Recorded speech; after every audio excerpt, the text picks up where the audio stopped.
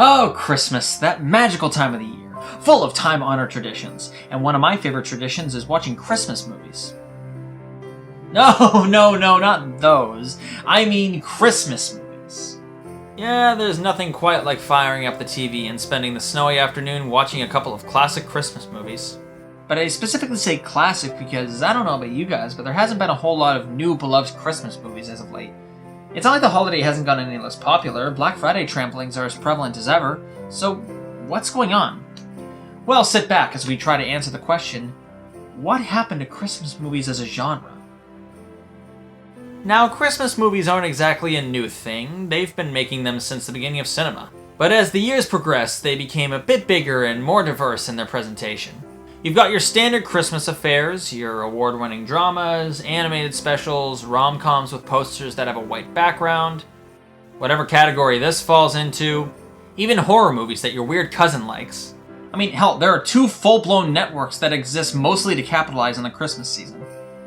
It's standard procedure for most shows to not only have one but several Christmas-themed episodes. The very first episode of The Simpsons was in fact a Christmas special. And to say that they're popular is an understatement. Not only do they typically receive healthy box office numbers, but they also receive insane annual revenue as well.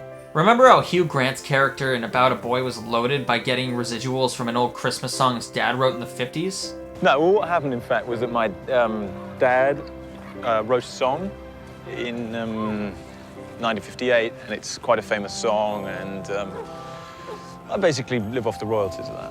It's because Christmas is held together by one thing, tradition. It's tradition to repeat the same staples of the holiday season each year because that's what you've been waiting all year to do. Hang the same decorations, see the same relatives, eat the same food, listen to the same music, and watch the same movies. It's traditional for you to watch and enjoy the same stuff every year, including movies. And Christmas movies are kind of like fruit in that sense. You wait all year for them to be in season to watch. But since you're in a Christmas mood and you want to watch something, why not just watch a Christmas movie? They also act as great comfort viewings. Christmas movies are typically unchallenging and easy to watch, usually lacking in subtext or commentary of any kind. Said usually. They aren't high art by any stretch of the imagination, but they aren't trying to be. Just something fun and inoffensive you can watch with the whole family. With the whole family. So if you buy and rent the same movies each year, then the people making them will be getting one hell of a Christmas bonus.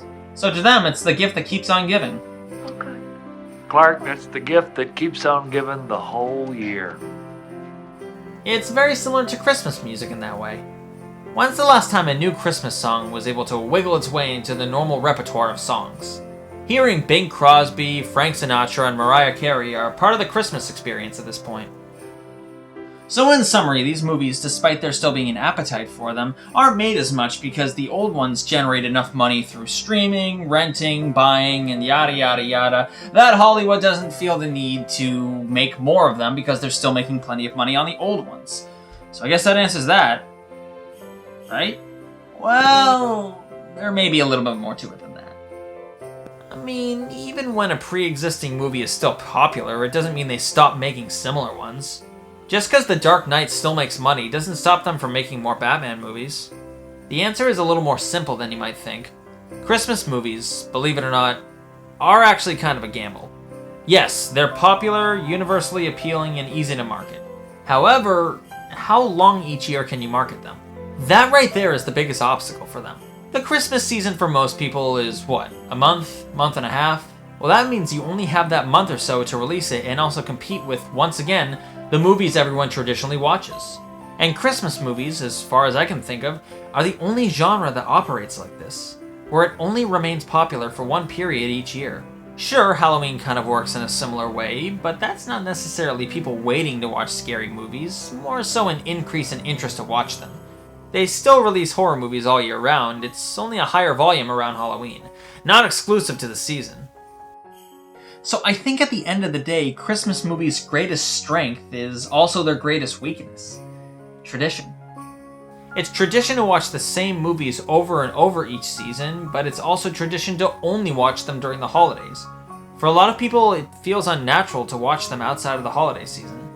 But there may be another factor to include. A sense of urgency to watch them. Whereas a normal movie is watched all year round, maybe its interest is generally non-existent. But a Christmas movie or special can have its popularity re-energized year after year. Like, I bet you didn't know there were like 30 other Charlie Brown specials aside from the Christmas ones. So I think we've pretty much figured it out. We're such creatures of habit that we indulge in the same media each year to essentially set the mood for the holiday season. No more art than a Christmas decoration. So if you're able to get a new Christmas movie in the mix, you may have just struck a lifetime stream of revenue. Just makes me think what other holidays can be tapped into. Well, I'm Irish, so maybe St. Patrick's Day can be good ground for profit. Nah, Martin McDonough pretty much has that locked down. Hooray, hooray, oh, hear the merry sleigh. Yes, sir. Jingling